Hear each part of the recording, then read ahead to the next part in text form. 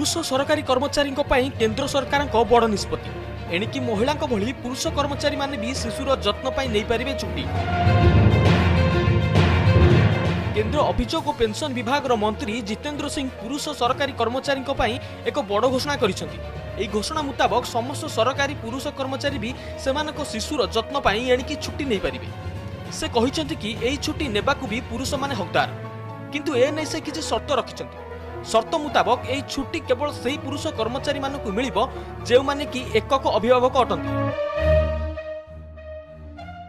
से कहिसेंति कि एही सुविधा पाई अनेक दिनरू निर्देशनामा जारी करा जाई सारिछि, हेले यह साधारण लोकंक पाखरे पहुंची नाही।